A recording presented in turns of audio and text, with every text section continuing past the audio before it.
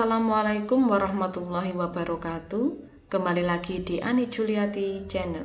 Video ini membahas kelanjutan pembahasan soal penilaian akhir semester 1 mata pelajaran PPKN kelas 7 sesuai dengan kurikulum merdeka pada nomor 36 sampai dengan 50.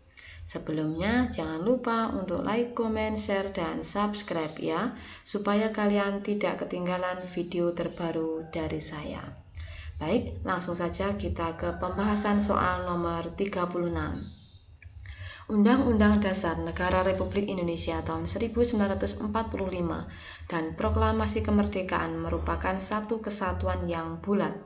Mengubah pembukaan Undang-Undang Dasar Negara Republik Indonesia tahun 1945 pada hakikatnya sama halnya dengan A. Melanggar hak asasi manusia, B. Membiarkan negara dijajah kembali, C. Membentuk negara sendiri, D. Membubarkan NKRI.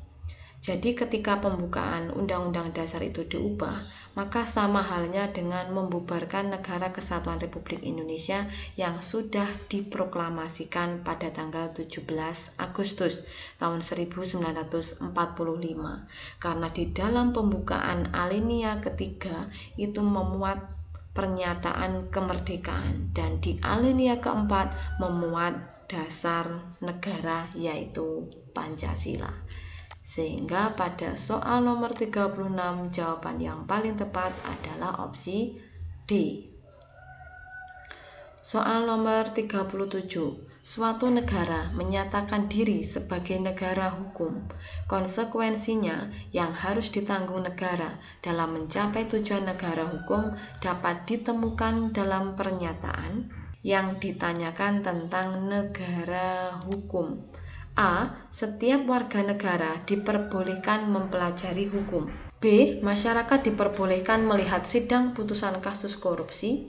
C. Pemerintah memberikan perlakuan yang sama di depan hukum. D. Pemerintah dapat mengesampingkan hukum untuk mencapai tujuan kebijakan. Kalau mengesampingkan malah tidak boleh ya. Konsep dari negara hukum bahwa pemerintah itu harus memberikan perlakuan yang sama kepada seluruh warga negara Indonesia. Artinya seluruh warga negara Indonesia itu mendapatkan jaminan hukum. Sehingga pada soal nomor 37 jawaban yang paling tepat adalah opsi C. Soal nomor 38. Kemerdekaan bangsa Indonesia merupakan A. Pemberian Jepang, B. Perjuangan pahlawan nasional, C. Pemberian Belanda, D. Perjuangan rakyat Indonesia. Bahwa kemerdekaan bangsa Indonesia itu merupakan perjuangan seluruh rakyat Indonesia. Sehingga pada soal nomor 38 jawaban yang paling tepat adalah opsi D. Soal nomor 39.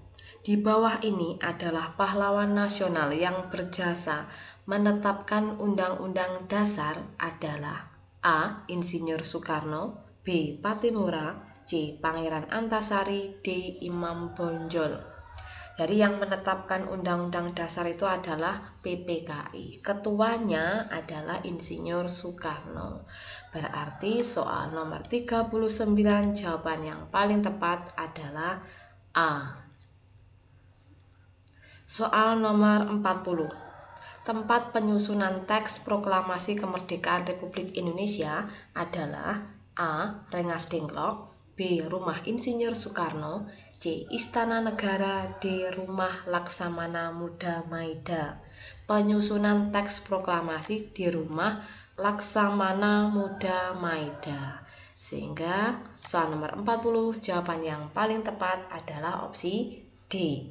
Soal nomor 41. Tempat pembacaan teks proklamasi kemerdekaan Indonesia di A. Jalan Pegangsaan Timur nomor 65 Jakarta, B. Jalan Pegangsaan Timur nomor 56 Jakarta, C. Jalan Imam Bonjol nomor 1 Jakarta, D. Jalan Imam Bonjol nomor 10 Jakarta. Tempat pembacaan teks proklamasi kemerdekaan Indonesia itu ada di Jalan Pegangsaan Timur nomor 56 Jakarta. Sehingga soal nomor 41 jawaban yang paling tepat adalah opsi B. Soal nomor 42. Di bawah ini merupakan daerah atau wilayah yang memiliki otonomi khusus adalah otonomi khusus itu biasanya diberikan di daerah ibu kota, sehingga Jakarta itu dijuluki menjadi daerah khusus istimewa Jakarta, DKI Jakarta. Sehingga jawaban pada soal nomor 42 adalah opsi C. Soal nomor 43. Negara Indonesia tetap mempertahankan Negara Kesatuan Republik Indonesia. Hal ini termuat dalam Undang-Undang Dasar Negara Republik Indonesia tahun 1945 pada pasal 37 ayat 5. Sehingga soal nomor 43 jawaban yang paling tepat adalah opsi D. Soal nomor 44. Negara Indonesia adalah negara kesatuan yang berbentuk republik. Berikut ini merupakan ciri-ciri dari negara kesatuan, yaitu A. Memiliki satu undang-undang dasar dan memiliki negara bagian. Nah, ini salahnya di negara bagian.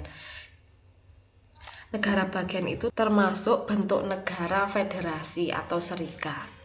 B. Kekuasaan asli berasal dari negara bagian. Nah, ini salah. Ini termasuk bentuk negara federasi atau federal atau serikat. Memiliki satu kepala negara benar. Undang-undang daerah tidak terikat dengan undang-undang dasar. Ini adalah ciri dari negara federasi. Yang saya blok warna merah ini adalah bentuk negara federasi. Opsi D, kepala negara dan kepala pemerintahan dipegang oleh satu orang, yaitu presiden. Nah, ini adalah ciri dari negara kesatuan. Jadi secara umum ciri-ciri negara kesatuan itu memiliki satu pemerintah pusat, satu kepala negara dan kepala pemerintahan, satu undang-undang dasar. Jadi semuanya itu satu-satu di pemerintahan pusat. Sehingga pada soal nomor 44 jawaban yang paling tepat adalah opsi D. Soal nomor 45. Negara bagian memiliki pemerintahan dan diatur dengan undang-undang sendiri merupakan ciri dari negara. Nah, ada negara bagian itu merupakan ciri khas dari negara serikat atau federasi. Federasi atau federal. Sehingga pada soal nomor 25 jawaban yang paling tepat adalah opsi B. Soal nomor 46. Upaya mewujudkan persatuan dan kesatuan bangsa dilakukan melalui perjuangan fisik dan non-fisik. Berikut ini merupakan contoh perjuangan non-fisik dalam gerakan politik, yaitu yang ditanyakan adalah perjuangan non-fisik.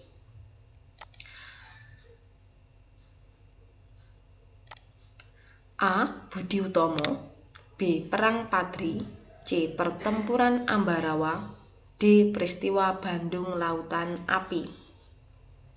Yang ditanyakan perjuangan non-fisik dalam gerakan politik berarti melalui organisasi Budi Utomo pada tanggal 20 Mei tahun 1908. Sehingga soal nomor 46 jawaban yang paling tepat adalah opsi A.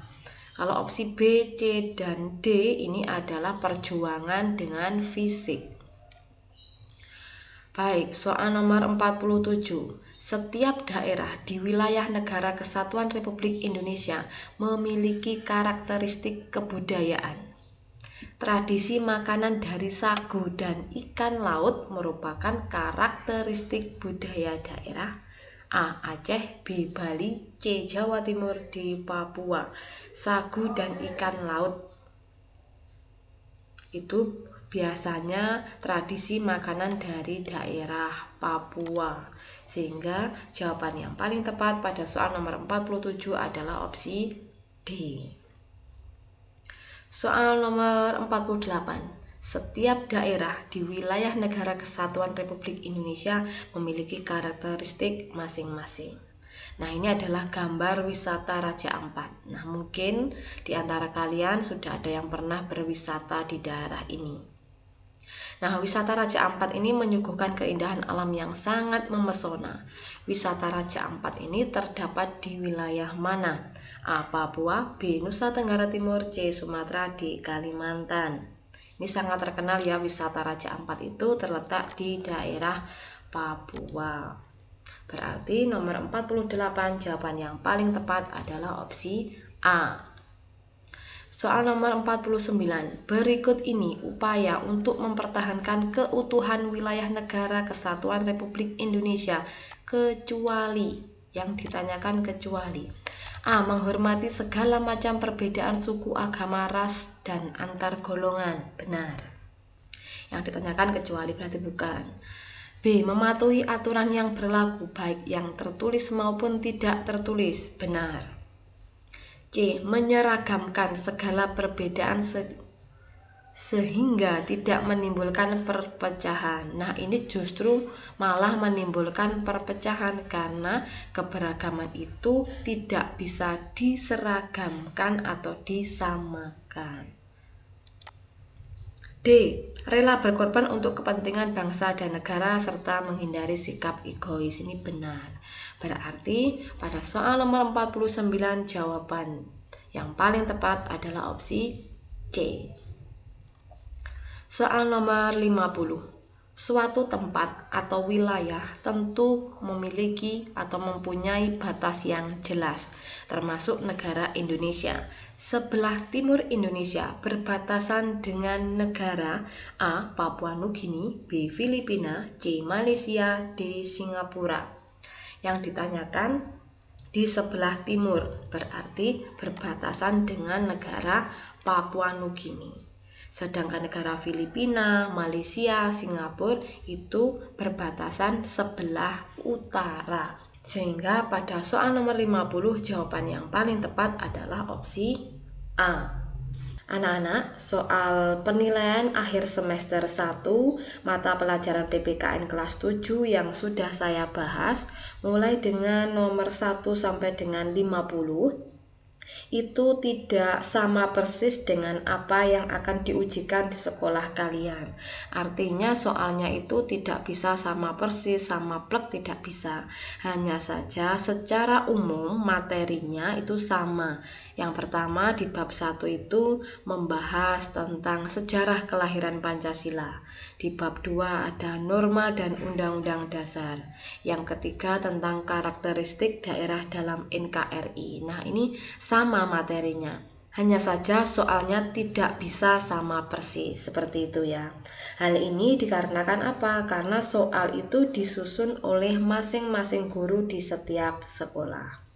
Nah, harapannya dengan kalian mempelajari soal penilaian akhir semester 1 mata pelajaran PPKN kelas 7 ini, kalian sudah memiliki gambaran yang jelas dan dapat digunakan untuk latihan.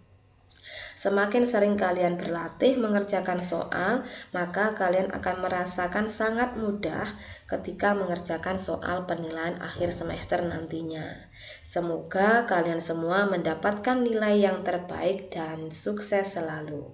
Terima kasih sudah menyimak video ini. Sampai jumpa di video saya selanjutnya. Sekian, terima kasih. Wassalamualaikum warahmatullahi wabarakatuh.